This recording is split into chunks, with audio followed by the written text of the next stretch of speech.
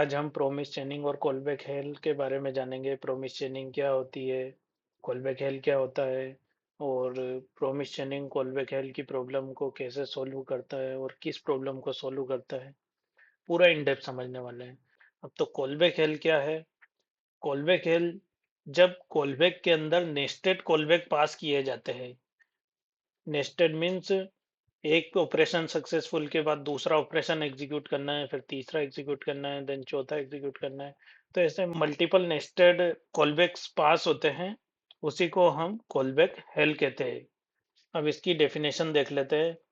In older JavaScript, performing a sequence of dependent synchronous operations mean passing callbacks into other callbacks. This resulted in code that pushed further to the right with every new operation looking like a sideways pyramid. उसका आकार कुछ pyramid के जैसा होता है, जैसे कि ऐसा कुछ हो जाता है उसका आकार। तो इसी को हम कॉलबैक हेल कहते हैं। तो एग्जांपल से समझते हैं।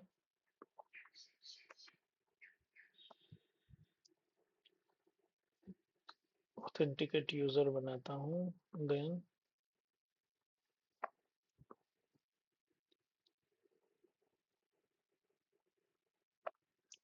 ये यूजर नेम और पासवर्ड लेता है। ठीक है, यहाँ पे सेट टाइम आउट के अंदर मैं इफ चेक करता हूँ। If user name password user authenticated else, that's it. Simple एक ऑथेंटिकेट यूजर फंक्शन है जिसके अंदर यूजर पासवर्ड, यूजर नेम और पासवर्ड मैंने एज ए पैरामीटर गेट किया है और यहाँ पे चेक लगाया है कि यूजर नेम एडमिन है, पासवर्ड पासवर्ड है, तो user authenticated. Okay, then else invalid user name और पासवर्ड। सो यहाँ पे मैं ऑथेंटिकेट यूजर को कॉल कर देता हूँ। मैं चाहता हूँ कि जैसे ही यूजर ऑथेंटिकेट हो जाए तो मेरा यूजर का डाटा फेच हो जाए। उसके लिए एक और मेथड बनाते हैं, फेच यूजर डाटा, जिसमें मैं यूजर नेम रिसीव करके यहाँ पे इफ यूजर नेम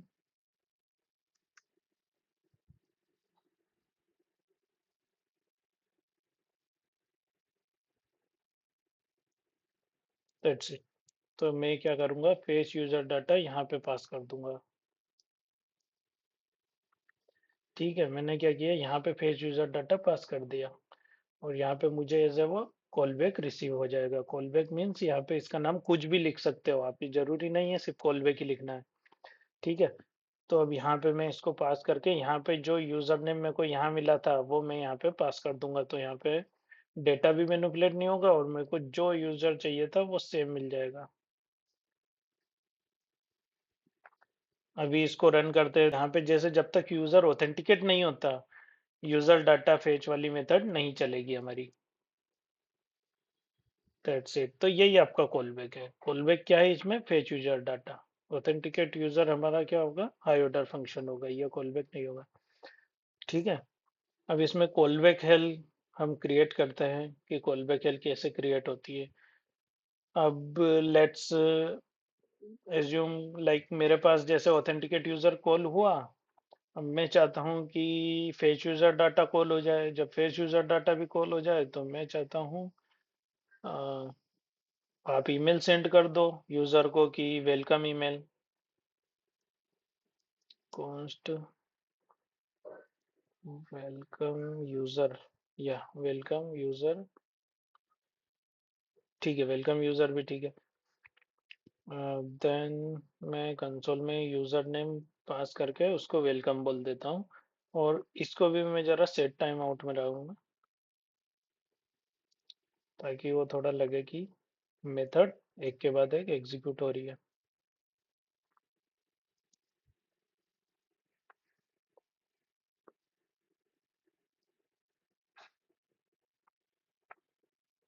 हाँ, अब कॉलबैक कुछ इस तरह पास होगी। जैसे ही मैं यहाँ पे कुछ इस तरह, यहाँ पे ये फेच यूजर डाटा में ऐसे ना पास करके यहाँ पे कुछ इस तरह पास करूंगा, कॉल करूंगा।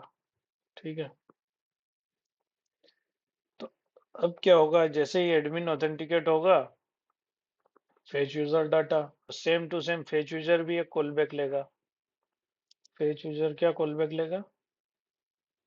Same user name.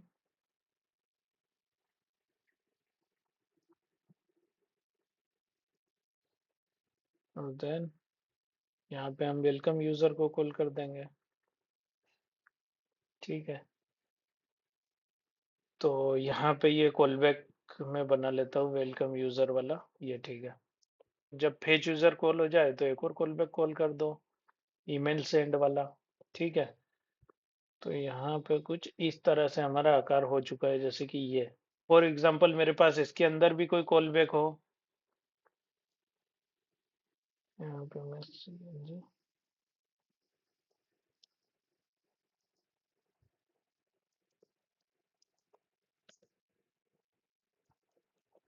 All operations are done. ठीक है,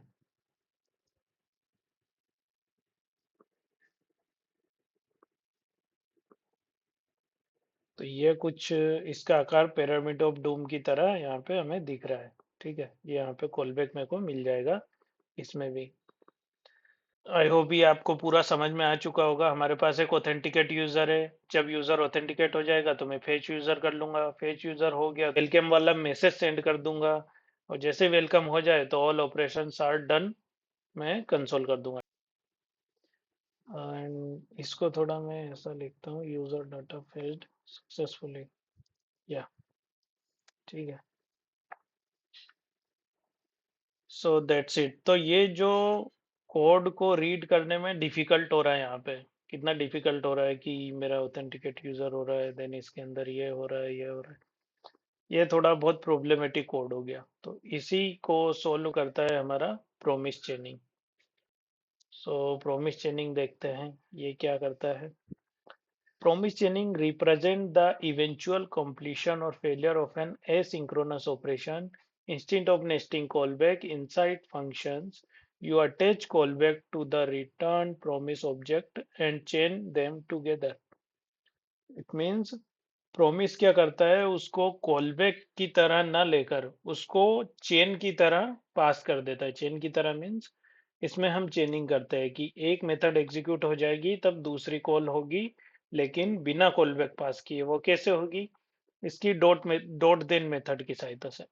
तो हमारे पास जैसे कि यहाँ पे एक डॉट देन मेथड होती है, इसमें हमारा फर्स्ट जो एग्जीक्यूशन हो जाता है उसके बाद ये दूसरा देन कॉल होता है, देन तीसरा, ऐसे करके हमारा चेनिंग चलती है यहाँ पे। तो आइए इसे भी एग्जांपल से समझ लेते हैं कि इसी एग्जांपल को हम प्रोमिस चेनिंग में कैसे कन्वर्ट कर सकते हैं। इसको मैं थोड़ा कमेंट कर देता हूँ। अब यहाँ पे मैं क्या करूंगा, ये जो फंक्शन है इसमें से कॉलबैक रिमूव करूंगा। ठीक है, और यहाँ पे करूंगा एक प्रोमिस को रिटर्न,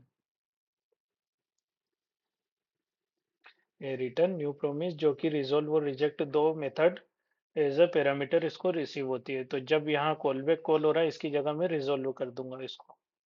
ठीक है, एंड देन इनर वाले सेक्शन में इसका रिजेक्ट वाला मेथड कॉल कर दूंगा। ओके, ठीक है,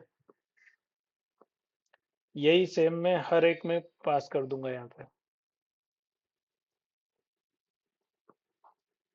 इसमें भी, देन इसमें भी, और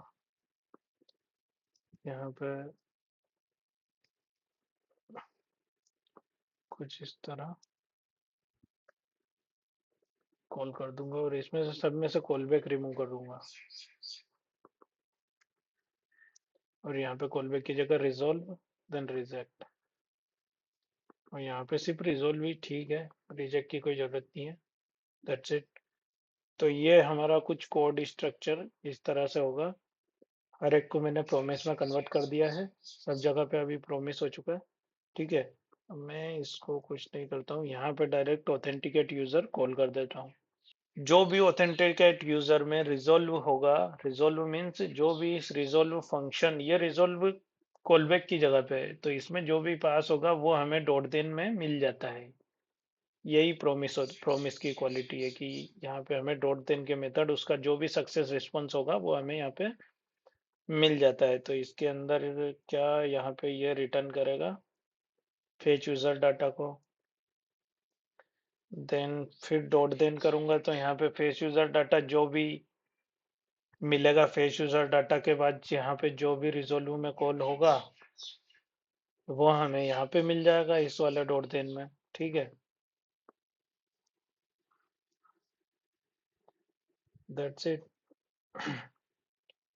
और वेलकम यूजर हो गया, देन यहाँ पे हम इसको प्रॉपर एरर भी हैंडल कर सकते हैं ये केच मेथड की सहायता से। इट मीन्स अगर इन केस अगर हमारे एल्स केस में हम कभी जाते हैं तो वो हमारा डॉट केच हैंडल कर लेता है।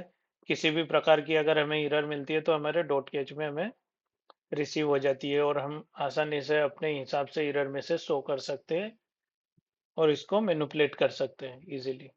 अब देखिए ये बिल्कुल सेम टू सेम है, वेक से जैसे हम कर रहे थे सेम वैसे ही यहाँ पे ये रन हुआ है। ये दैट्स इट। तो यही आपका प्रोमिस चेनिंग है, वो कॉलबैक हेल की प्रॉब्लम को भी सॉल्व करती है और एरर हैंडलिंग भी इसमें इजीली हम कर सकते हैं। That's it. फॉर एग्जांपल अगर मैं यहाँ पे एडमिन की जगह एडमिन 1 भेजता हूँ तो आप देख सकते हैं कि केच वाला पार्ट कैसे एरर हैंडल करेगा। ये इनवैलिड यूजर नेम और पासवर्ड, दैट्स इट। तो अगर इस वाले देन के एग्जीक्यूशन में कुछ प्रॉब्लम आ जाती है तो ये सारे देन स्किप कर देता है, डायरेक्टली फिर हमारा केच वाला मेथड कॉल हो जाता है। ठीक है, तो ये हमारे केच मेथड भी ऐसे काम करती है। तो यही हमारा प्रोमिस चेनिंग और कॉलबैक हेल है। Thank you for watching.